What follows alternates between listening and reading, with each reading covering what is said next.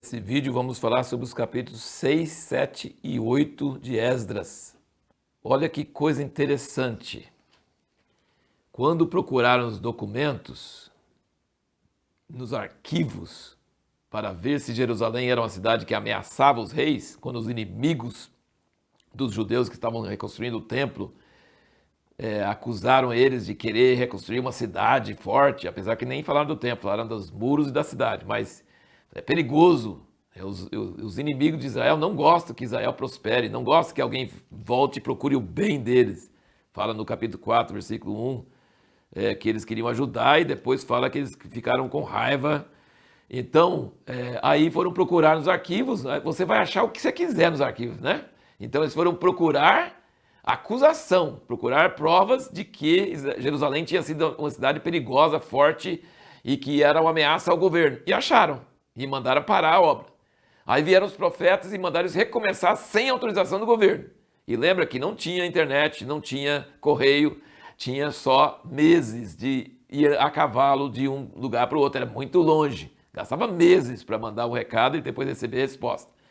E aqui eles foram lá e perguntaram, queriam pegar os nomes de quem estava fazendo, e eles falaram com eles, olha, nós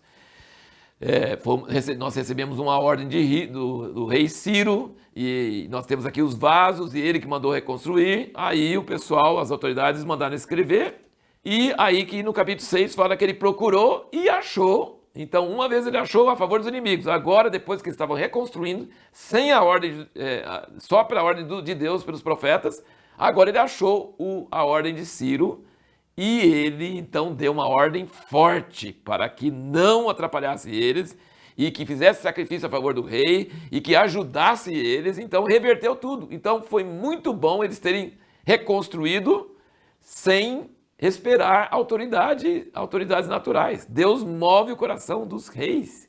Deus faz achar documento que não tinha sido achado antes. Deus faz coisas maravilhosas. E ele então deu uma ordem que realmente foi muito forte para ajudar eles. E aí no capítulo 6, versículo 14 diz: assim os anciãos dos judeus iam edificando e prosperando pela profecia de Ageu profeta e Zacarias filho de Ido. Edificar e acabar a casa de acordo com o mandato do Deus de Israel, de acordo com o decreto de Ciro. E assim por diante.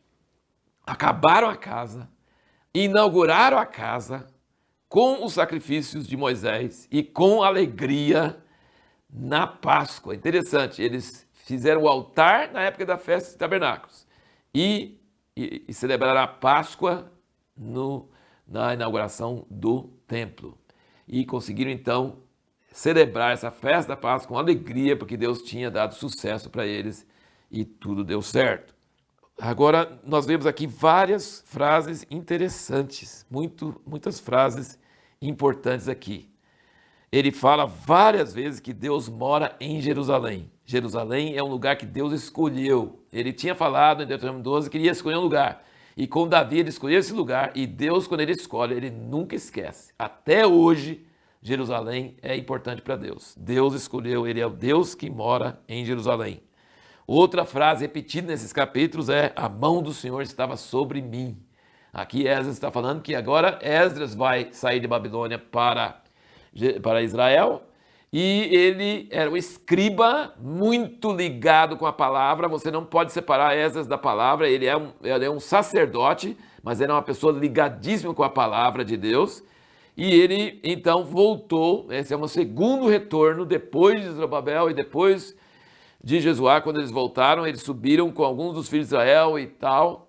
E ele recebeu a ordem do rei e ele ficou muito alegre, porque Deus colocou no coração do rei construir a casa e animar a casa, alegrar essa casa. Fala no capítulo 7, versículo 27, bendito seja o Senhor Deus de nossos pais, que pôs no coração do rei esse desejo de ornar a casa do Senhor que está em Jerusalém, e que estendeu sobre mim a sua benevolência, ou recede, perante o rei e seus conselheiros, perante todos os príncipes poderosos do rei. Assim, encorajado pela mão do Senhor meu Deus, que estava sobre mim, ajuntei dentre Israel alguns dos homens principais. Ele fala várias vezes: a mão do Senhor sobre mim e os olhos do Senhor sobre mim, como isso era a chave do sucesso. E aí ele tinha falado que Deus protegia os servos dele. E aí ele voltou com muito mais vasos de ouro e prata do que tinham voltado da outra vez. Ele voltou com muito mais vasos de ouro e de prata. E aí o que aconteceu? Ele proclamou um jejum, porque iria passar 4 meses de viagem com aquele povo, com um monte de ouro e prata. E tinha muitos piratas e ladrões. Era inconcebível não ir com soldados. Mas ele disse que tinha vergonha de pedir, e ele tinha testificado que Deus podia proteger. Ele proclamou um jejum e ele foi. Eles chegaram em paz, chegaram tranquilos. Que testemunho, hein? Deus protegeu eles numa época muito perigosa. Ele tinha dito: a mão do nosso Deus é sobre todos que eu busco para o bem deles, mas o seu poder e a sua ira são contra todos os que eu deixo. Isso é o versículo 22 e 23 do capítulo 8. Nós, pois, jejuamos e pedimos isso ao nosso Deus, e ele atendeu às nossas orações. E a última coisa que eu quero comentar aqui é sobre o jeito que fala dos vasos, como contou e pesou tudo antes de sair da Babilônia, carregou, e quando chegou em Jerusalém, pesou e mediu e conferiu a lista direitinho com os sacerdotes lá em Jerusalém. Isso é um exemplo sobre como nós devemos administrar as finanças. Hoje, nós precisamos seguir esse exemplo de Esdras. Ele foi cuidadoso para vigiar, para pesar, para conferir na presença de testemunhas, para saber, falar no versículo 34, 8, tudo foi entregue por número e peso, e o peso de tudo foi registrado na ocasião. Nossa pergunta no último vídeo foi: por que tem oposição mesmo quando nós estamos dentro da vontade de Deus? Para nos levar a buscar a Deus, a depender de Deus, a ter necessidade dos profetas, a palavra dos profetas para nos ajudar. Então, só porque você está na vontade de Deus não quer dizer que você não vai ter oposição. A Bíblia é cheia de gente que estava fazendo a vontade de Deus e sofreu muita perseguição.